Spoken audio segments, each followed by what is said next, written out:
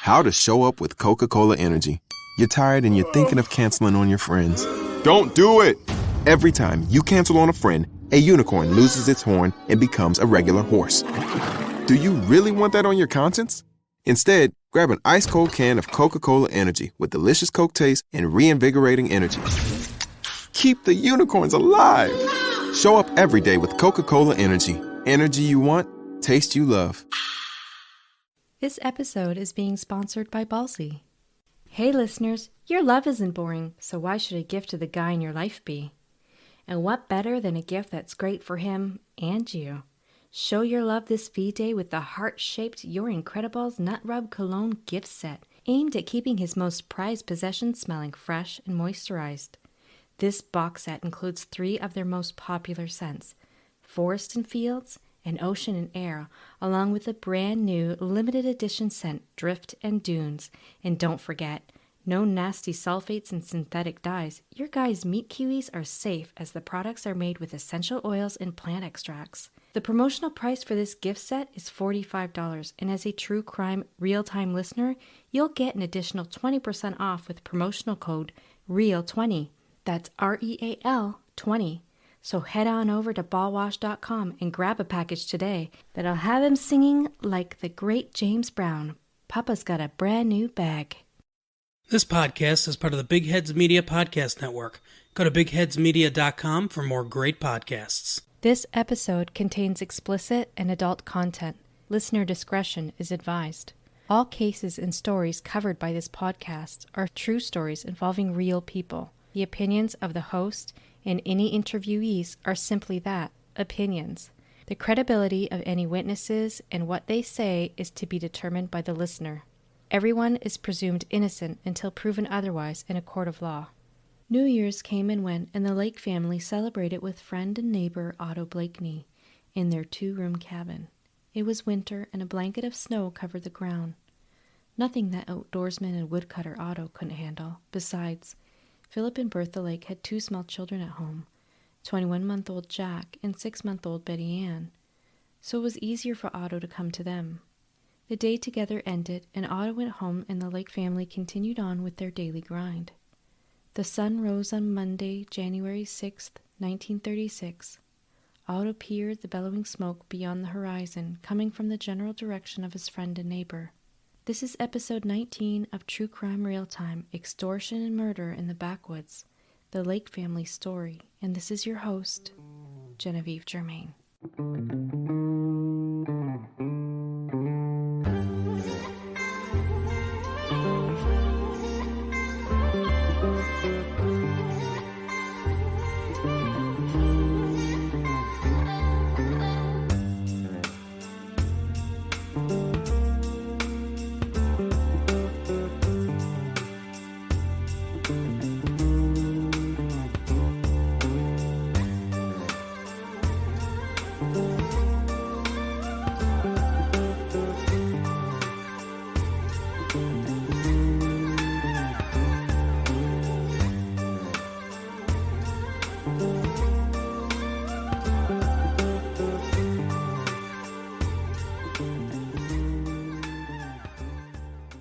Just a few items about this podcast. True Crime Real Time is a bi-weekly podcast covering missing persons and unsolved murders. We're available across many platforms such as Castbox, iTunes, Spotify, Google Play Music, and many others. Links, information, and pictures relating to the cases or stories we cover can be found on our website at www.truecrimerealtimepod.com or on our Instagram account or on our Facebook page. The links to Instagram, our website, and our Facebook page can be found on the podcast channel description. Photos, as well as any other information, are generally posted at the same time as when the episode is published. Now back to the show. It was just after New Year's, 1936. The first all-talking movie, Scrooge, had recently opened up in theaters in the general area, and Mary McLeod Bethune, philanthropist, distinguished educator, and government consultant, founded the NCNW, the National Council of Negro Women, in the United States. This organization had at its core a mission to create and advance opportunities and quality of life for African American women, their families, and their communities. But the residents in the backwoods of primitive New Brunswick, Canada, didn't think much on these matters. They were sometimes impoverished and living off the land where they lived, for the most part. Philip Lake was such a man, as was his friend and neighbour, Otto Blakeney. Both of them trappers, trying to trap the minks and foxes that flourished in the area. In the morning of the 6th, Otto headed out to see Philip to see if he was faring any better with his traps than he was, and maybe to see if he can get some provisions. Over the horizon towards the lake's cabin, he saw the rising smoke billowing in the distance. He waded through the snow towards the smoke, and as the woods opened to a clearing and emerged onto Ballast Pit Road, he was upset to see the blackened ruins of his friend's home. Otto thought for certain that his friend Philip would not let himself get caught in a fire in his home, and immediately thought there was something off with the entire situation. Otto started inspecting the scorched ruins and found the body of Philip Lake, laying on his back, partially cremated, burned on what was left of his iron bed frame, within the kitchen area where they usually slept. His clothes burned off his body except for a few buttons that melted into him. Otto turned the body over and discovered a small bullet wound in the back of Philip's head. Although distraught by this discovery, Otto frantically kept searching. There were 3 more members of the household to find, and maybe they were safe. He had found no other bodies in the fire-stricken cabin. What he did see was small footprints leading from the cabin area that looked as though they were made with bare feet. About 9 feet away, he noticed spots of blood on the ground. A little further on, he found a baby bottle, its milk frozen within it. And about 60 feet from the burned cabin lay a body clothed in a thin night slip in a pool of blood and partially covered in a layer of snow from the snowfall during the night and early morning. This was Bertha, Philip's common-law wife. She had suffered a terrible wound from blunt force trauma to the right temple from a blunt weapon. Her arm was spread as though reaching out for her children. A little further on was little 21-month-old Jackie, face down in the snow with no apparent injuries. It looked as though he had died from exposure. The overnight temperatures ranged from -15 to -30 degrees Celsius. That's 5 to -22 degrees Fahrenheit. Otto continued his search, but he couldn't find 6-month-old Betty Ann. Horrified, he ran about 3.2 kilometers or 2 miles to the home of another neighbor, Omar Lutz, who was the station agent for the Canadian National Railway, who then called the RCMP in Moncton, some 9 to 12 kilometers away. Omar Lutz, his nephew Carl Horseman, and Otto Blakeney returned to the crime scene and awaited the police officers. Omar Lutz and his family knew Philip, Bertha, and the kids well. Of the group of neighbors, Mrs. Lutz was the last to see Philip alive. He visited their home the morning of January 5th to pick up a bottle of medicine that Omar had picked up for him when he went into Moncton. Inspector John C. Burns, commander of the Moncton Post RCMP, arrived on scene with Sergeant Bedford Peters and Constables Ewing, Pettigrew, Fenwick, and Kent to start the investigation. There was no obvious motive for the murder of Philip Lake. He was well-liked and very sociable. Inspector John asked Otto and Omar if they knew a Marshall Ring. Both of them advised that they didn't. He went on to tell the men that Marshall Ring was Bertha's estranged husband. Bertha and Marshall had separated several years before when they were living in St. John, New Brunswick, and that Marshall had recently moved to Moncton and worked now at the Moncton Hotel. He also advised that Bertha had charged Marshall with non-support. Omar and Lutz were tasked with identifying the remains of Philip Lake. Although his remains were partially cremated, they were able to identify him by the 2 gold teeth in his upper jaw. His cause of death was later determined to be gunshot wound. A meticulous search of the ruins was completed, but they could not find the body of 6-month-old Betty Ann. Likewise, her body was not found in the search of the surrounding country. Sergeant Peters of the RCMP quickly identified 2 sets of footprints leading from the crime scene and then following along the Ballast Pit Road.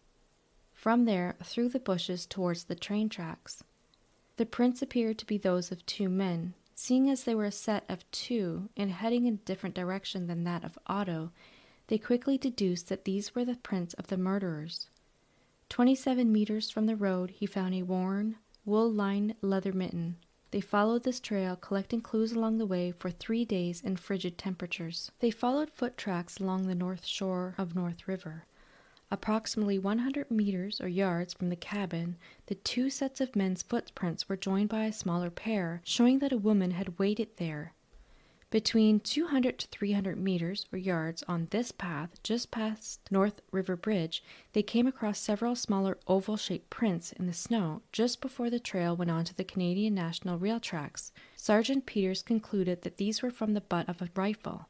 A 22-gauge rifle was found in the snow along the railroad embankment. At some point along this trail, Sergeant Peters found a blood-stained Bowie knife often used for hunting. A train had passed earlier that day and the prints on the tracks were subsequently wiped away, but given the general direction, they were able to pick them up again near Barry Mills Station. At this point they lost the trail as their footprints mixed in with others, but they were convinced that they were headed east towards Moncton. In the meantime, Omar Lutz informed the RCMP that a little after midnight on January 6th, his big police dog started barking and that he typically doesn't bark without cause. His wife had gotten up to check, but couldn't see anything amiss. The dog had continued to bark and growl for almost 15 minutes. Constable Ewing had finished taking photos of the crime scenes, and the bodies were removed and transported to Moncton, where Doctors Paul Melanson and A.R. Landry performed the autopsies. They concluded that Philip Lake's cause of death was due to a gunshot wound to the head, that Bertha's cause of death was a compound fracture of the skull and lacerations to the brain, and that Jackie Lake had died from exposure or hypothermia. Several people were questioned with regards to the deaths of the Lakes. The first person to be questioned was Bertha's estranged husband, Marshall. He had insisted that there was no issue between him and Bertha and that he had never even met Philip. Additionally, Marshall had an alibi. He had been working at the hotel in Moncton from 11 p.m. on January 5th to 4 a.m. on January 6th. They also questioned a local 18-year-old hunter named Earl O'Brien. He did confirm being in and around the lake cabin within the past few days. However, he had been at home all Sunday night. It would appear that the RCMP were able to confirm his alibi. During the interview, Earl O'Brien informed about other visitors to the lake cabin. He named Blakeney and Lutz, as well as Arthur and Francis Bannister. This was on the 2nd of January. Arthur, 19, and Francis, 15, were children of May Bannister, who lived on Barry Mills Road. Sergeant Peters then asked Otto about the Bannisters who visited with Philip Lake and family. Otto told Sergeant Peters that a few months ago Philip told him an odd situation where Arthur Bannister and his older brother Dan had visited one day and told Philip that, quote, they were after Betty Ann, end quote. But Phil took it as a joke and laughed about it. He would have never given up his daughter for adoption. Before visiting the Bannister home to interview Daniel, Arthur, and Francis, the RCMP investigated a little more on the family. They started speaking with and interviewing their neighbors. The neighbors had informed them that May Bannister, 43, had just had a baby girl, that she had gone off for several weeks in December and then returned on December 29th with the baby. She apparently was seen carrying an extremely swaddled baby through town. May Bannister had been separated from her husband for 10 years and had 4 children from the previous marriage, sons Daniel and Arthur and daughters Frances and Mary, Mary being her youngest at 13. Naturally, the police wanted to know who the father of this new baby was. The neighbors suggested they speak with Milton Trites, a second-hand dealer who lived close to the Bannister home. May Bannister had been his housekeeper until she went away to have the baby. When interviewing Milton Trites, he said that he and May had been intimate and that he was the father of her daughter. He told the RCMP that May approached him in November and advised him that she was pregnant and would be having the baby soon, and that he had financed it. He had purchased a crib and stroller as well as giving May money every week for groceries. He said at first he kicked up a fit about having to buy a crib and stroller and about giving her money every week, but now he was really anxious to see his daughter. After she came back with the baby on the 29th of December, May wouldn't let Milton see his daughter Thera for 2 days. When he finally did see a glimpse of her, she was heavily swaddled lying in a crib asleep and looked just like a doll. He wanted to pick her up, but May wouldn't let him disturb the sleeping baby. He told the constables that he was telling May that they needed to christen the baby and then have a christening party. During the interview, Milton let slip up that Albert Powell had been visiting the Bannister house frequently. So Constables Ewing and Pettigrew then went to speak with Albert Powell, a freight clerk who did social work with the Salvation Army on the side. Albert said that he first got acquainted with the Bannisters in 1934 when he learned that they needed help. He had given money for groceries and to pay some bills, and since then he had stopped occasionally to see how they were doing. He said that he had recently been staying away from the Bannisters and the police as May was accusing him of having an affair with her 13-year-old daughter Mary, claiming that Mary was pregnant with Albert's child and that he would need to support the child, an accusation that he vehemently denied. He told her that if Mary was pregnant, he certainly wasn't the father, and he would be damned if he would pay. They asked him if he saw the new baby, and he replied with telling them both that no, he didn't, and he didn't think that there actually was even a baby. He believed that May was parading around town with a doll, and that she fooled Milton with it as she could get money out of him. During this interview with Albert Powell, they had also asked him if he recognized the Bowie knife. Albert had indicated that the Bowie knife might be the property of Arthur Bannister. Additionally, another resident on Berry Mills Road identified the worn leather mitten as one that looked like a pair that he had seen Daniel Bannister wear. Sergeant Peters realized that this was only circumstantial evidence. Therefore, he arranged with Coroner Caldwell to have the bullet removed from Philip Lake so that striations and caliber could be compared to a gun should one be located, in order to identify the murder weapon and its owner. He then sent Constable Kent to check on the Bannisters to see what they had to say with regards to the found items being identified as belonging to them. When Constable Kent visited the family home, May Bannister was out with the scandal baby, but the 4 children were home. He said Daniel and Arthur were lazily sitting around while Mary, the 13-year-old, was making lunch, and Frances, the 15-year-old, was playing with the life-size baby doll. When questioned about the knife and mitten, both Daniel and Arthur confirmed these items to be theirs, but told Constable Kent that they had lost them in the woods around the 2nd of January when they went to visit the Lake family.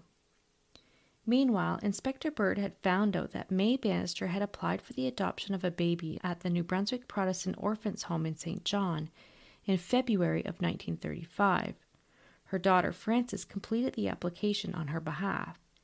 Seeing that she had a hard time feeding the 4 kids that she had, he found it odd that she would want to have another child. She was unable to adopt a baby at this time. On the 9th of January, the RCMP went to the Bannister home. May Bannister refused to let them in or speak with them, and they didn't have a search warrant at this time, so they had to leave. They returned the next morning with a search warrant. The first thing they collected was a life-size doll. May Bannister also denied knowing the Lake family. While completing their search, they heard the sounds of a baby coming from another room. One of the police officers went into the other room and came back holding a baby girl. May insisted that this was her baby and that Milton Tripe was the father. However, it was identified that the baby was actually Betty Ann Lake due to a strawberry birthmark at the top of her forehead, which was identified by the midwife who assisted in her birth. May Bannister was arrested for kidnapping. Law enforcement theorized that on the night of January the 5th, Philip, Bertha, and the children were asleep. Someone entered the cabin and shot Philip in the bed while asleep. They grabbed Betty Ann. Bertha had awoken and grabbed her young son and tried running the 2 miles to the Lutz. Halfway there, she was overtaken and killed, and the small boy was left there in the snow and freezing temperature to die. The house was set on fire to mask the murder of Philip Lake. Later in the day after the arrest of May Bannister, Sergeant Peters interviewed Frances Bannister, her 15-year-old daughter. Frances confessed that on January 2nd she and Arthur went to the Lake home to kidnap Betty Ann, but weren't able to as Earl O'Brien was hanging around the place, so they had to forego their plan. Then on Sunday, the 5th, they left the home again to proceed with their plan. Arthur left the home at 4 p.m. with a 22-gauge rifle, and that she and Daniel left the house at 8 p.m. Daniel had taken a large hunting knife. When they arrived at the Lake cabin, Arthur had come out to meet them. He then went into the cabin. Frances said she heard a noise that sounded like a shot, and that shortly after he came out and handed her the baby. This was around midnight on the 6th. She said that she ran out to the road with Betty Ann, while Arthur ran to the side of the house where the barn was to set fire to the house. While she was running, she also heard a woman scream. She had screamed for a while, and then she suddenly stopped. She didn't look back. Shortly after that, the boys caught up with her, and she turned and saw that the cabin was on fire. As they continued walking, they could hear the incessant barks of the Lutz dog. Arthur handed the rifle to Daniel and then carried Betty Ann the rest of the way. Near the railway embankment, Daniel broke the rifle and threw the parts into the bushes. She advised that they return home at 3:20 a.m. Arthur entered the home first with Betty Ann in his arms. Their mother was awake and took charge of the baby as soon as he walked through the door. Francis then accompanied the police to where the broken rifle was thrown, and they recovered the additional pieces. To the shock of some nearby residents, Arthur and Daniel were arrested for the kidnapping of Betty Ann and the murders of the rest of the Lake family. Francis Bannister was ordered held as a material witness. This brings us to the end of part 1 of this tragedy, and I hope you'll join me next time for part 2 of Extortion and Murder in the Backwoods. In that episode, we'll cover the trials of May Bannister as well as Arthur and Daniel Bannister, and we'll also discuss the sentencing. And guys, I want to apologize because on the last episode I said that today we'd be covering the homicide of Catherine Dow, who was a retired nurse who was murdered in her home, and her house was set on fire in December of 2000 in order to cover up the murder. Unfortunately, it just needs a lot more research, and I really couldn't do the case justice with the little bit of information that I was able to uncover as of yet, and that really won't help getting the word out there on her case. So I'm putting that one in my back pocket as I continue to do research, and I do plan on covering that still in an upcoming episode. And guys, I'm really excited to tell you I'm publishing my very first episode on the Canadian correctional system on Patreon, and research is underway on the second Patreon episode, which will cover the very last 2 people executed in Canada before capital punishment was abolished. If you want to listen to exclusive episodes, ad-free, and early release episodes, head over to patreon.com.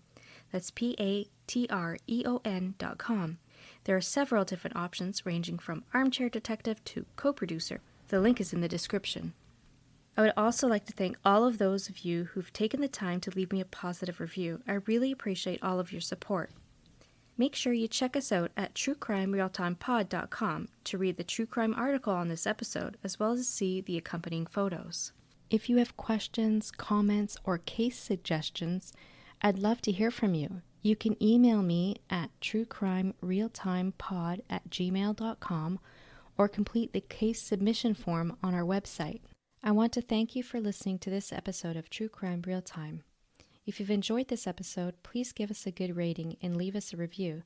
This will help our reach and bring more attention to the cases we cover.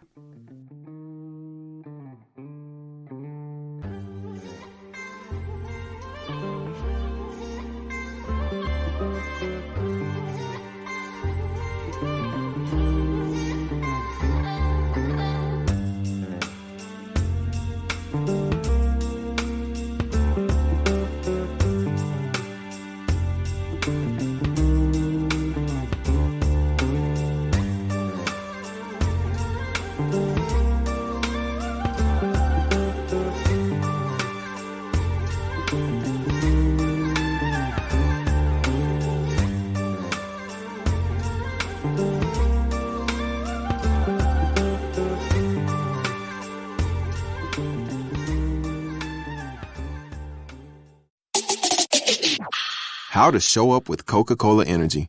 You're tired and you're thinking of canceling on your friends. Don't do it! Every time you cancel on a friend, a unicorn loses its horn and becomes a regular horse. Do you really want that on your conscience? Instead, grab an ice-cold can of Coca-Cola Energy with delicious Coke taste and reinvigorating energy. Keep the unicorns alive! Show up every day with Coca-Cola Energy. Energy you want, taste you love. We've got all the news right here. I'm gonna stop you right there. I see you about to settle on a day-old donut for breakfast. Well, this is a chicken intervention. Cause McChicken biscuits and Chicken McGriddles are now at McDonald's. So just hit that drive-thru and change your life. For breakfast, you got this. Wake up breakfast. Say good morning to McChicken for breakfast. Right now at your local McDonald's, you can mix and match 2 Chicken McGriddles or McChicken biscuits for just $3. Price and participation may vary at participating McDonald's for a limited time.